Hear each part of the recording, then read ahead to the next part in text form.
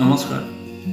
COVID-19 তথা corona ৰোগ নিৰ্মূল কৰিবৰ অৰ্থে ভাৰত চৰকাৰ তথা অসম চৰকাৰৰ তৰফৰ পৰা যিবোৰ কাৰ্যপন্থা হাতত লৈছে, সেই সকলোবোৰ কাৰ্যপন্থা বা নীতি নিৰ্দেশনাবোৰ আমাৰ সকলো অসমবাসী তথা ভাৰতবাসীয়ে যে নিষ্ঠাৰে পালন কৰে, ইয়াকে আমি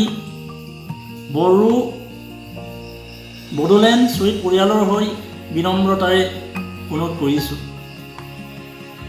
আৰু যিসকল ডক্তৰ, নাৰ্ছ বা অন্যান্য স্বাস্থ্যকৰ্মীসকলৰ লগতে প্ৰশাসনিক তৰফৰ পৰা এই ৰোগ নিৰ্মূল কৰিবৰ অৰ্থে দিনে ৰাতি অহৰহ চেষ্টা চলাই আহি আছে, তেওঁলোকলৈকেও আমি বড়োলেণ্ড শ্বহীদ পৰিয়ালৰ তৰফৰ পৰা গভীৰ শ্ৰদ্ধা আৰু আন্তৰিক ধন্যবাদ জ্ঞাপন কৰিছোঁ। আৰু এই কৰোনা ৰোগত যিসকল ৰোগীয়ে আক্ৰান্ত হৈ জীৱন মৰণৰ যুঁজ চলাই আছে, তেওঁলোকৰ আশু আৰোগ্য কামনা কৰি ভগৱানৰ ওচৰত আমি প্ৰাৰ্থনা কৰিছোঁ যে ভগৱানে তেওঁলোকক অতি সোনকালে এই ৰোগৰ পৰা মুক্ত কৰাই আগৰ স্বাভাৱিক অৱস্থালৈ ঘূৰাই আনে। আৰু এই সংকটৰ সময়ত হ'লেও আমি বড়োলেণ্ড শ্বহীদ পৰিয়ালৰ তৰফৰ পৰা চৰকাৰৰ ওচৰত দুটি নিবেদন কৰিব বিচাৰিছোঁ। আৰু ইয়াৰ বাবে পুনতে মই অসমবাসী ৰাইজৰ ওচৰত ক্ষমা বিচাৰিছোঁ। অসম চৰকাৰে যোৱা 2017 বৰ্ষত চৰকাৰীভাৱে ঘোষণা কৰিছিল যে অসম আন্দোলনৰ শ্বহীদ আৰু বড়ো আন্দোলনৰ শ্বহীদ, এই পৰম শ্ৰদ্ধাৰ শ্বহীদ বীৰ বীৰাংগনাক শ্ৰদ্ধা জনাই শ্বহীদ পৰিয়ালৰ সকলো শ্বহীদ পৰিয়ালক 5 লাখকৈ টকা আৰ্থিক অনুদান হিচাপে আগবঢ়াম বুলি চৰকাৰে ঘোষণা কৰিছিল। আৰু এই ঘোষণা বা এই প্ৰস্তাৱটি আমি সকলো শ্বহীদ পৰিয়ালে আন্তৰিকভাৱে আদৰণি জনাইছিল।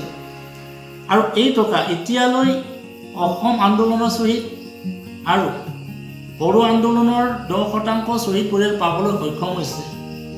আৰু ইয়াৰ বাবে আমি বড়োলেণ্ড শ্বহীদ পৰিয়ালৰ তৰফৰ পৰা চৰকাৰক ধন্যবাদ জ্ঞাপন কৰিছোঁ। আৰু এই চেগতে আমি চৰকাৰক অনুৰোধ কৰিব বিচাৰিছোঁ যে বাকী 90% বড়ো শ্বহীদ পৰিয়ালসকলকো তেওঁলোকৰ ধন অতি সোনকালে মোকলাই দিলে আমি নিশ্চয় আনন্দিত হ'ম। আৰু ৰাইজৰ এই বিজেপি চৰকাৰৰ ওপৰত যিটো দৃঢ় বিশ্বাস আৰু আস্থা, এই বিশ্বাস অটুট থাকিব। যিহেতু আমি অসমবাসী হিচাপে এটা কথা গৌৰৱ কৰিব পাৰোঁ যে ভাৰতৰ মাননীয় প্ৰধানমন্ত্ৰী আৰু অসমৰ মাননীয় মুখ্যমন্ত্ৰী সোণোৱাল ছাৰ দুয়োজনেই অতি নিষ্ঠাবান আৰু সত্যবাদী নেতা।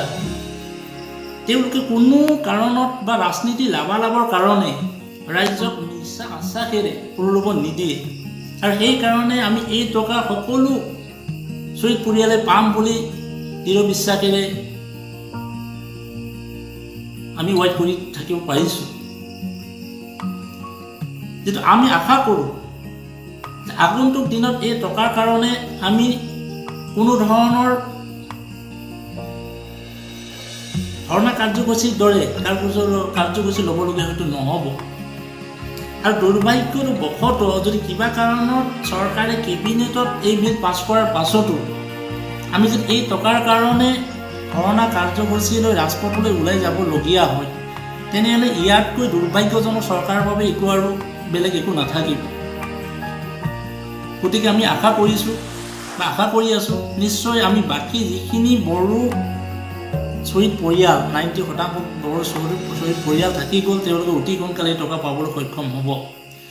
আৰু আমাৰ সকলো বড়োলেণ্ড শ্বহীদ পৰিয়ালসকললৈ মই অনুৰোধ জনাব বিচাৰিছোঁ যে আপোনালোকে এই ধনৰ বাবে হাবাথুৰি খাব নালাগে।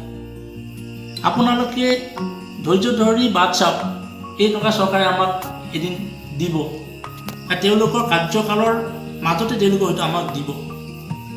আৰু সঁচাকৈয়ে যদি চৰকাৰে আমাৰ এই 90% যদি বড়ো শ্বহীদ পৰিয়াল থাকি গ'ল, তেওঁলোকক যদি এই টকা আদায় নিদিয়ে বা মাহীয়ে চকুৰে যদি চায়, তেতিয়া ইয়াৰ বাবে বা ইয়াক খুব বিচাৰি আমি নিশ্চয়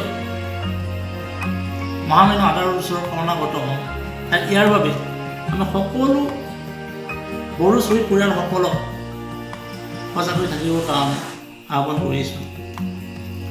আৰু শেষত পুনৰ আগন্তুক কাৰ্যকালতো যেন আমাৰ এই বিজেপি শাসনাধীষ্ঠ চৰকাৰে যেন চৰকাৰ গঠন কৰিব পাৰে, তেনেকৈ ভগৱানৰ ওচৰত প্ৰাৰ্থনা কৰিলোঁ। ধন্যবাদ।